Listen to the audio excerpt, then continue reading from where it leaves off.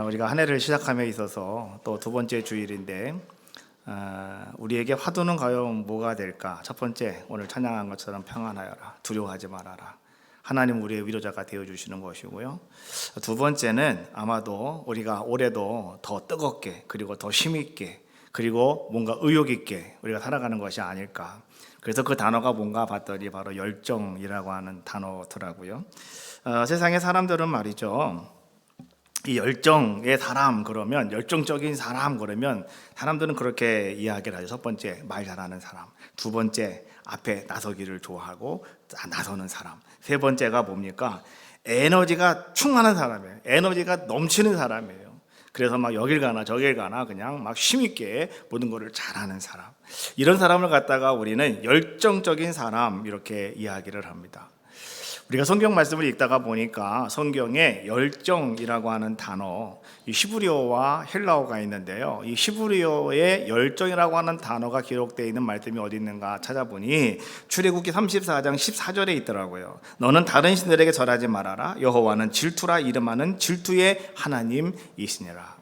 여기서 질투라고 하는 이 말이 키느아라고 하는 단어로 기록이 되어 있는데, 이 키느아라고 하는 단어가 어떤 뜻을 가지고 있냐고 하면 이 열정이라고 하는 단어인데요. 그 단어가 질투, 열심, 불타는 사랑, 언약적인 뭡니까? 이 집착, 이런 것들을 가지고 있어요. 그러니까 이 구약에서 말하는 이 키느아라고 하는 이 열정이라고 하는 단어는 어떤 감정적인 폭발, 이런 것들을 이야기하는 것이 아니라 언약을 지키려고 애쓰고 무던히 그 언약을 향해서 달려나가시는 하나님의 거룩하신 열심, 열정, 이러한 것을 이야기해 주고 있어요. 또 신약 성경에 보니까 이 바울이 로마서 이렇게 말합니다. 로마서 10장 2절 말씀에 보니까 내가 증언하노니 그들이 하나님께 열심히 있으나 올바른 지식을 따른 것이 아니니라. 여기서 말하는 열심, 이 단어가 열정이라고 하는 단어인데요. 이것이 헬라어로는 이렇게 말을 해요. 젤로스라고 이렇게 단어를 합니다. 이것도 마찬가지예요. 열심, 그 다음에 헌신, 불타는 열정, 이런 뜻을 가지고 있어요. 오늘 이 젤로스라고 하는 열정은 여러분 이런 겁니다. 방향이 바르면 그것은 하나님 앞에서 기쁨이 되고 헌신이 되는 것이지만, 그러나 방향이 틀려버리면 그것은 뭐가 되느냐? 광신이 되어져 버리고 만다라고 하는 거예요.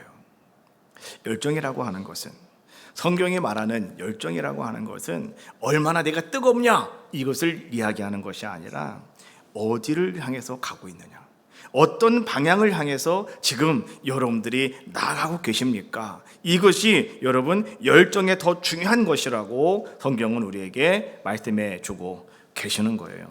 그래서 오늘 우리는요, 2026년을 시작하면서 자, 이제 우리는 어디를 향해서 가야 될 것인가? 어떤 방향을 여러분들이 붙잡아야 될 것인가?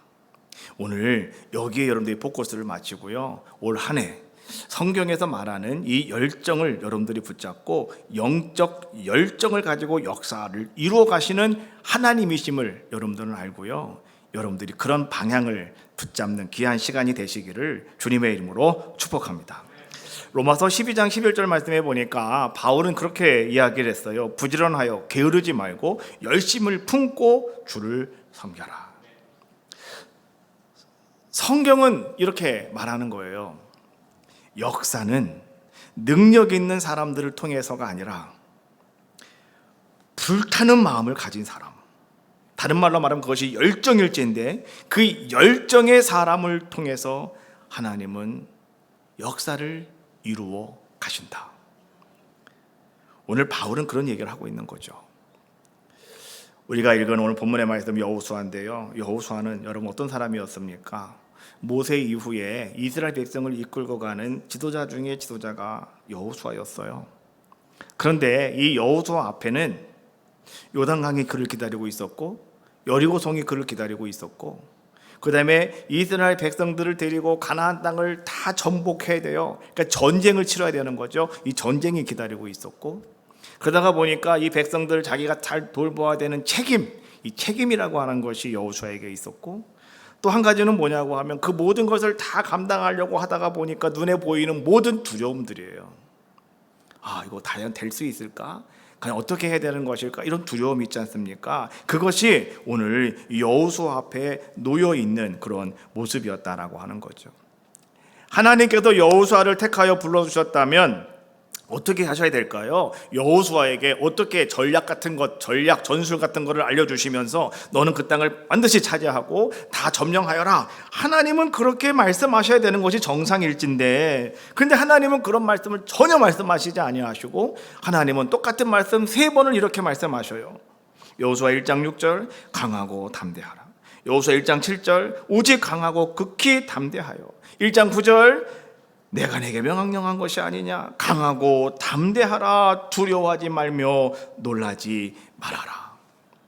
하나님은 3번씩 똑같은 말을 계속 강조하고 계시더라는 거죠. 그것이 뭡니까?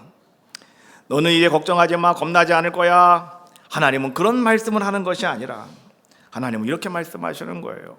그래, 맞아, 네 눈앞에는 모든 것이 두려움이야. 네 눈앞에 보이는 것은 다 모든 것이 두려움이 맞는 거야. 현실이야. 그러나 너는 두려움이 있어도 멈추지 말아라. 앞으로 가라.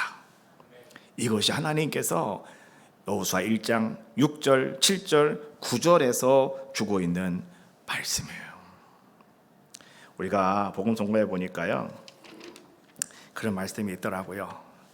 이 앞을 향해서 나아가는 사람들, 미래를 향해서 나가는 사람들에게 이제 함께 불러주는 찬양이 있는데, 파송의 노래라고도 그래요. 너의 가는 길에 주의 영광이 있으리, 이런 찬양인데요. 자, 거기 보면 이제 후렴 부분 한번 해보겠습니다. 강하고 담대하라. 첫 음만 한번 눌러주세요.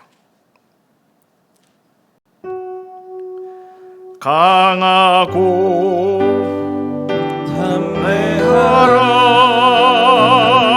세상이 이기신 주늘 함께 너와 동행하시며 내게 새 힘을 주시리. 주님 나라 위하여 길 떠나는, 주님 나라 위하여 길 떠나는 나의 형제요, 주께서 가라시니 너는 가라. 주의 이름으로 거칠은 광야 위에 꽃은 피어나고 세상은 내 안에서 주님의 영광 보리라. 강하고 담대하라. 세상 이기신 주 함께 너와 동행하시며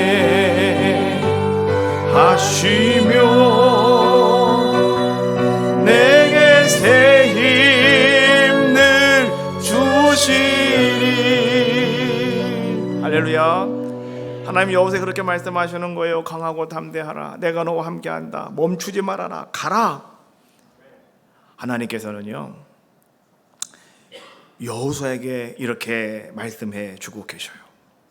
여호수아는 하나님 말씀을 듣고, 여호수아는 어떤 자의 모습이었습니까? 그는 영적인 열정을 붙잡은 자의 모습이었기 때문에 그는요, 요단강을 건너가고 여리고성을 점령하고 그 땅을 차지하게 되는 귀한 자의 모습이 되어지는 거죠.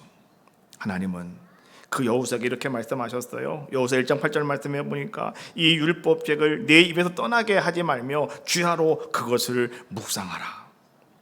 여호수아의 열정은 과연 어디서부터 나왔을까? 여호수아의 영적인 열정은 과연 어떤 것이었을까? 우리가 가만히 묵상을 해보니 그건 다른 것이 아니었어요. 여호수아는 어떤 자신감이 있어서 한 것이 아니라 여호수아는요, 하나님의 말씀, 오늘 주신 말씀에 따라서 그 하나님의 말씀을 떠나지 않았기 때문에 여호수아는 어떤 자가 되었느냐? 그 열정을 불태우며 맡겨진 사명을 감당하는 귀한 자의 모습이 되었다.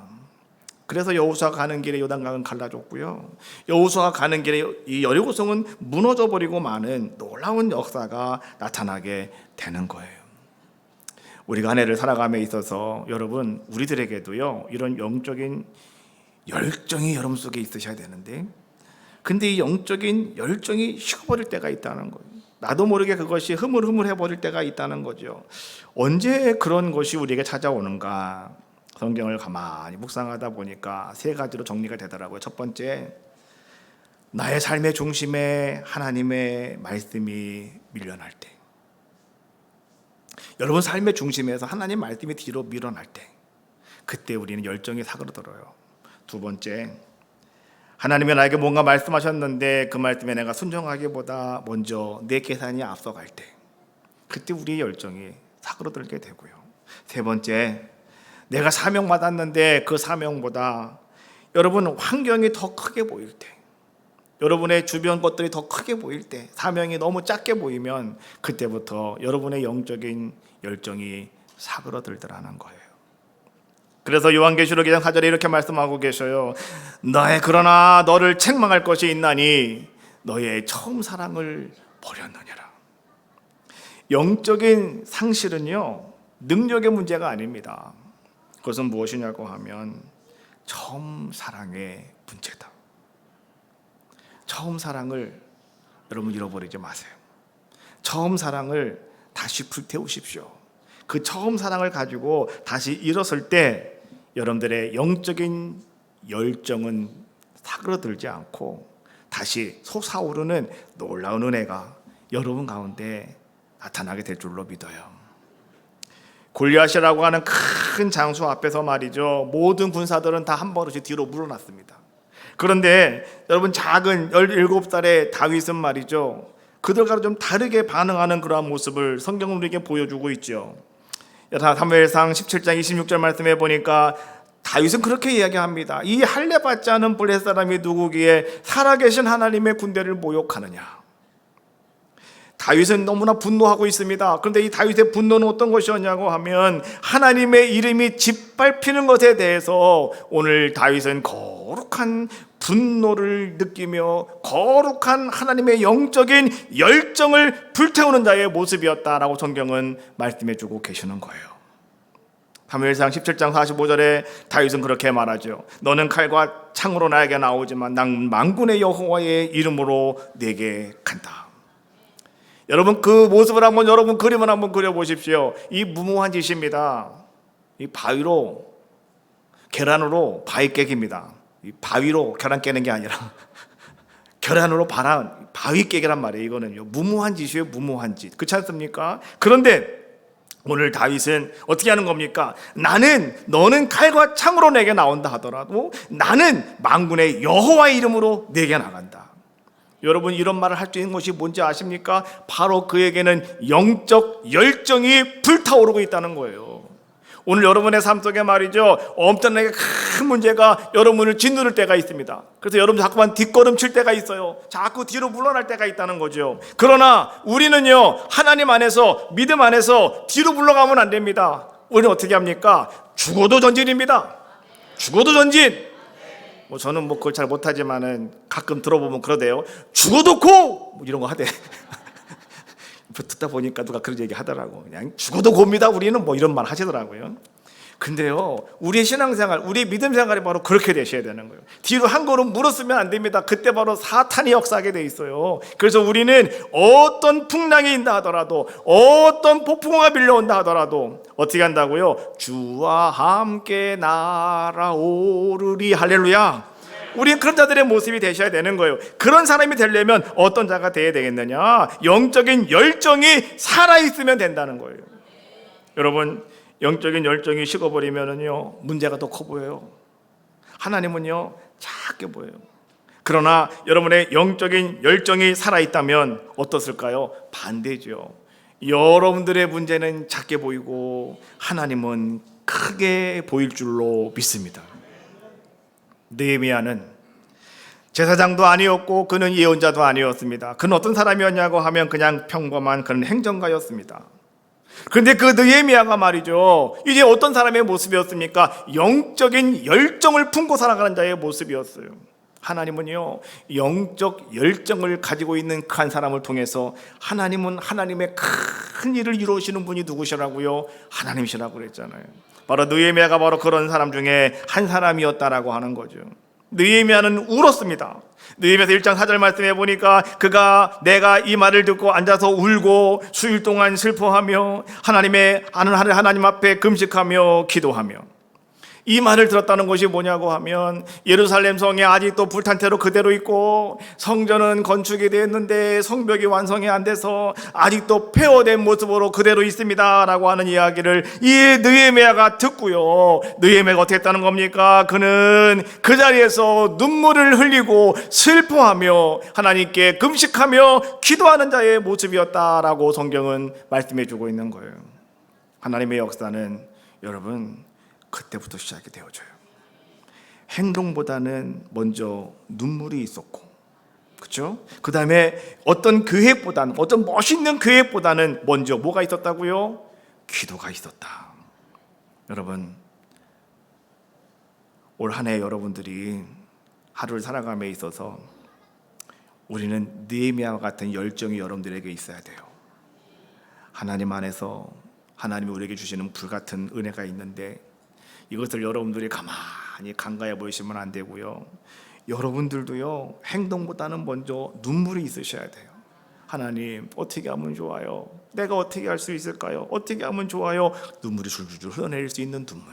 그리고 여러분들이 멋있는 어떤 계획을 세우는 것이 아니라 그 계획보다도 먼저 하나님 앞에 엎드려 기도함이 여러분들에게 먼저 필요하다라고 하는 거죠. 스룹바벨이 바벨론에 포로가 된 지 70년 만에 5만 9천 명을 데리고 와서 성전을 건축을 했어요. 그것을 스룹바벨 성전 이렇게 이야기를 해요.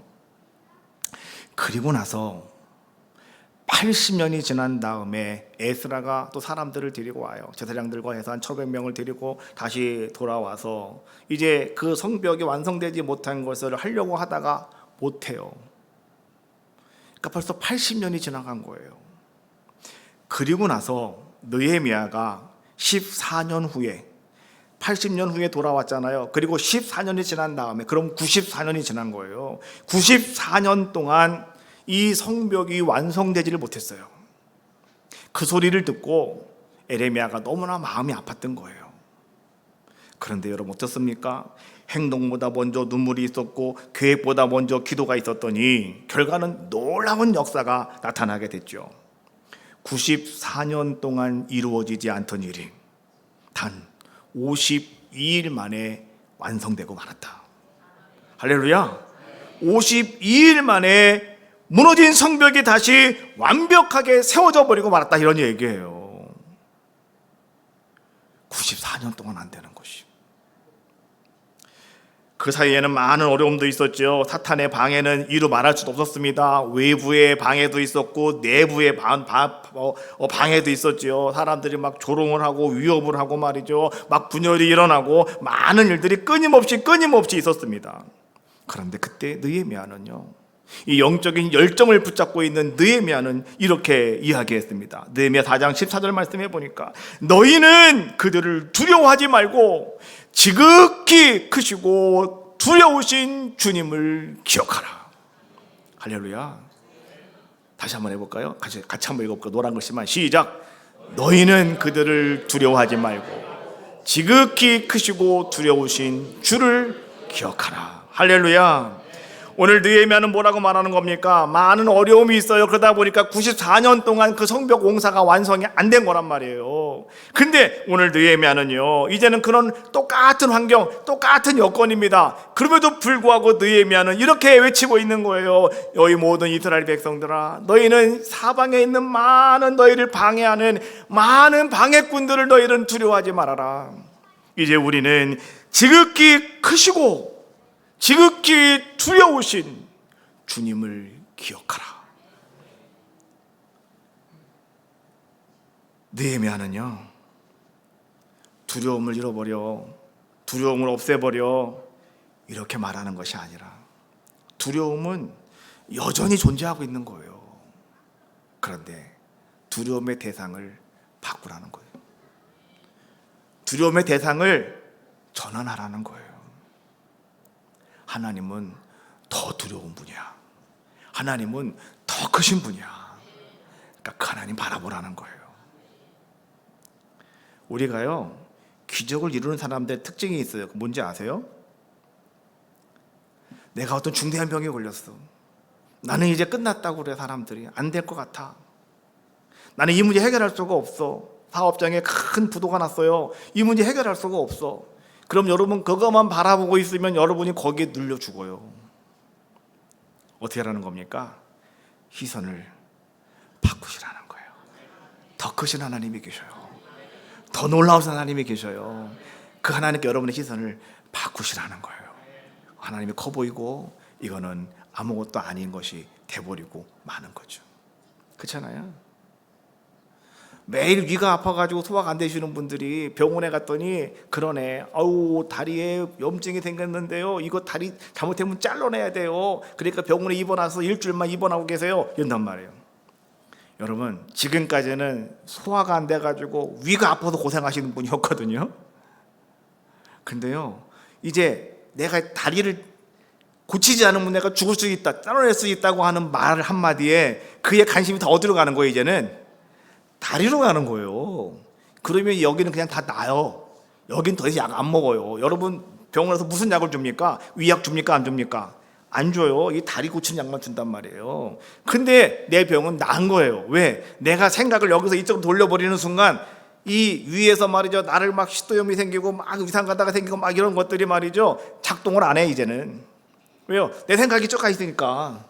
내가 관심을 가지고 자꾸 보고 있으면 자꾸 요것들이 말이죠, 여러분들을 자꾸 긁는 거예요. 오늘 더 아프지? 오늘 더 아프지? 오늘 더 힘들지? 막 그러는 거예요. 그래서 생각을 어떻게 하라고요? 바꿔버리시라고요. 하나님께로 바꾸시라는 거예요. 오늘 느헤미야가 그런 얘기를 하고 있는 거예요. 여러분 적을 보지 마십시오. 크고 두려우신 주님을 기억하십시오 라고 이야기해 주고 있는 거예요. 여러분 영적인 열정이라고 하는 것은 뭔지 아십니까? 환경을 보지 않고요, 하나님을 기억하는 거예요.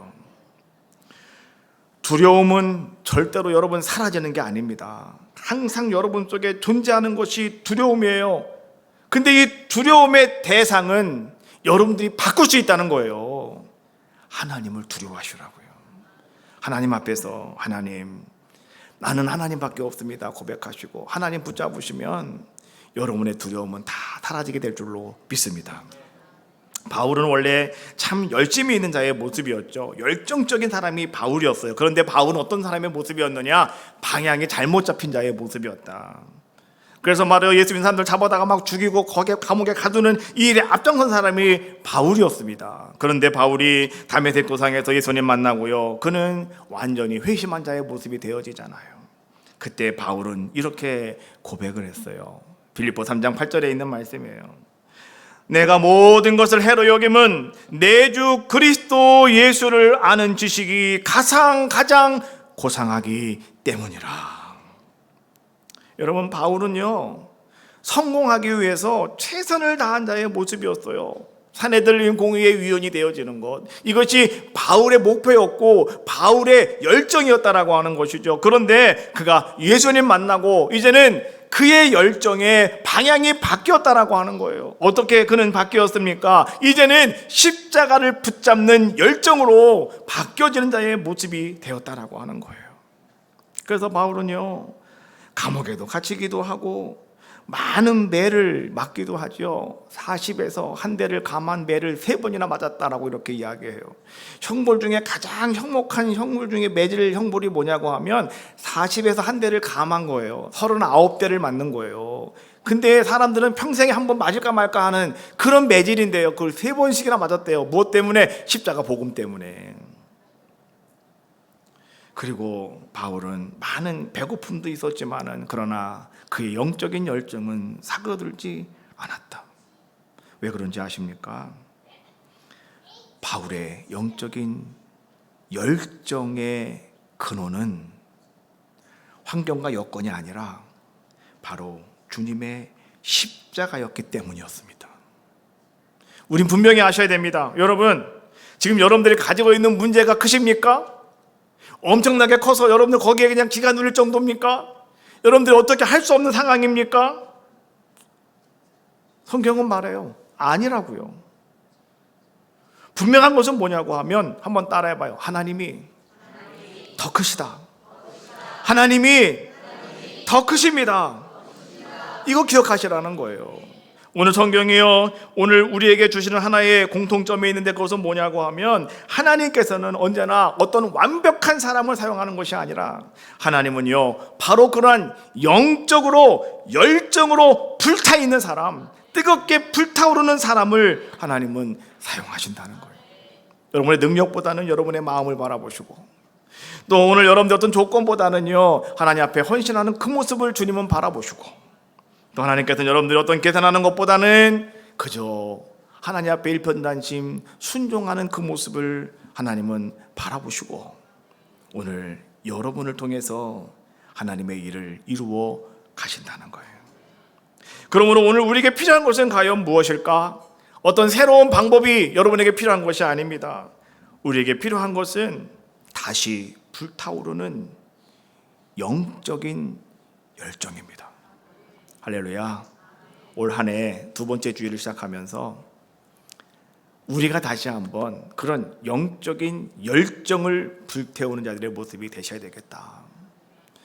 올해는 하나님 이것도 좀 돼야 되겠고 이것도 돼야 되겠고 우리 애들이 이렇게 돼야 되겠고 막 하는 기도 제목들이 있는데요, 그 모든 것들이 하나님 앞에서 아름답게 이루어질 수 있는 방법은 어떤 다른 방법이 아니라 여러분들이 여호수아처럼, 다윗처럼, 느헤미야처럼, 바울처럼 영적인 열정이 불타오르면 된다는 거예요. 우리 학생들도 마찬가지입니다. 오늘 함께 예배 드리는데 학생들도 마찬가지예요. 영적인 열정이 불타오르는 학생이 된다면 하나님은 그 학생이 학교에서 어느 누구도 감당할 수 없는 훌륭한 학생으로 만들어 주실 줄로 믿습니다. 그래서 오늘 우리 하나님 앞에 이렇게 한번 고백해 봅시다. 주님, 이제 다시 내 마음에 하나님 뜨거운 열정의 불을 붙여 주시옵소서. 두 번째는요, 식어버린 첫사랑이 회복되어지기를 원합니다. 그리고 세 번째는 두려움보다 순종이 앞서게 하여 주시옵소서. 여러분, 기도하는, 고백하는 귀한 시간 되시기 바라겠어요. 영적인 열정은요, 한 시대를 바꾸는 하나님의 도구가 됩니다. 영적인 열정은 여러분의 가정을 완전히 변화시킬 수 있는 하나님의 도구가 될 수가 있고요, 바로 이 영적인 열정이 하나님께서 세우신 이 교회가 정말로 큰 놀라운 부흥의 역사를 이루는 아름다운 시발점이 될 수 있다라고 하는 사실 명심하시고, 이제 하나님 우리들에게 하나님 그런 영적 열정을 불태워 주셔서 하나님께서 나를 통해서 하나님의 역사를 이루어 가시는 놀라운 은혜가 임하기를 원합니다. 기도하시는 귀한 시간 되시기를 주님의 이름으로 축복합니다.